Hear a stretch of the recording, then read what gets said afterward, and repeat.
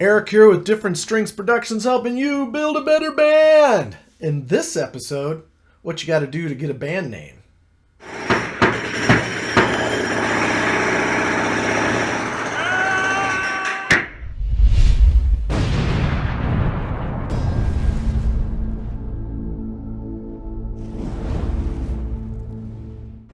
Hey, welcome to the channel. If you never been here before, go ahead and subscribe, hit the notification button, and you too can help build a better band as we build the channel. Thanks for tuning in. All right, what do you got to do when you get a name, to get a name? Number one, make sure you can get the domain name, okay? The .com, the .net, they even have .rocks these days. So there's a link below. Go ahead and click on that. That'll take you to GoDaddy. You can put in the name of your band, and then it'll tell you if it's available or if it'll come up with alternatives too. Sometimes it comes up with good stuff. So that's first thing you got to do. All right. Then make sure you can get the YouTube channel name, and how you do that is that's through your Google account. All right. So get a Google account. It'll be .gmail. And that will become the name of the channel of your YouTube account. So if you have to get My City Rocks Band 848482, move on to the next name, because that becomes pretty bizarre. All right. I think you can see the theme here. Now go to Facebook. Make sure you can get your Facebook name, because it's going to be facebook.com/the name of your band. Same deal. If it's suddenly 48482 in the city of blah blah blah, it's going to make it hard for people to find. And and don't assume that just Facebook's going to be your only thing. You skipped over the first part when I said get the domain name, right? You need Facebook, you need your own .com, and the reason is pretty simple. Remember MySpace. Okay, if you don't remember MySpace, I made my point. If you remember MySpace, I made my point. It's not around anymore. And not only that, Facebook these days is locking down on some of the copyright material. So they're banning some stuff. So your demo may be kicked butt, but they're blocking it, right? Whereas your own domain name, you can get away with a little more. So make sure it's easy to find, and make sure it's on all those platforms, right? Do Instagram and all of those. See what you can get. I'm not saying you can get every last one of them. You may have to hyphenate it with band or add a band on one of the 4 or 5. That's okay, as long as you're getting your message across, right? Number 2, do a Google search. I know it sounds stupid, right? But think about it. I know a bunch of bands that have done that, and then they find out the name's associated with a porn star, or it's just buried, right? It's a popular name, it can't be found. So just do a simple Google search. Not that hard. Number 3. I like to use names along with the Yellow Book Pages theory. They used to have this thing called the Yellow Book Pages, and companies would name themselves AAA Plumbing because AAA comes first in the list, and 90% of the people will pick the top listings in the Yellow Book Pages. Same deal, right? We're not in the Yellow Book Pages anymore, but you might go to your local city, what's going on this weekend, and there's a list of bands playing. Well, if your band name is Zebra, great band by the way, you're going to be at the bottom of the list, right?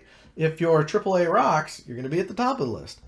Or consider Numbers. One of the best bands I ever named was 5 Richards, right?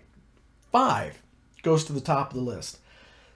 Not saying it's like hard and fast, but think about how it will come up. And if you're really stuck on the Zebra, you probably get sued by the real Zebra band. But, go with it. But understand that you might not be at the top of the list. Number 4, do not go out of your way to make it hard to spell. Don't spell rocks with a Z. Don't go crazy letters in between there, right? Unless you're Pink, and you can get away with that. But if you're a local band and you're trying to establish yourself and you spell it weird, it's going to be that much harder for someone to find you. And I know what you're thinking. Well, we just get together, we do some drinking, and we play out sometimes. The first time somebody says, hey, we want you to do our company picnic, or we're having a party for the 4th of July, will you play? How do we get a hold of you? And you start spelling out some bizarre letters in there, they're going to forget. You don't probably have a card with you. They're not going to find you. Don't make it hard for people to find you with bizarre spellings. Number 5. This one's a little intriguing. Think about how the name can apply to visualizations on your stage, right? Band I'm currently in, Counting Skeletons. Guess what we have all over the stage? Skeletons, right? Simple prop to buy, especially around Halloween. But you could be the Road Warriors, have a bunch of signs made up, road signs made up, right?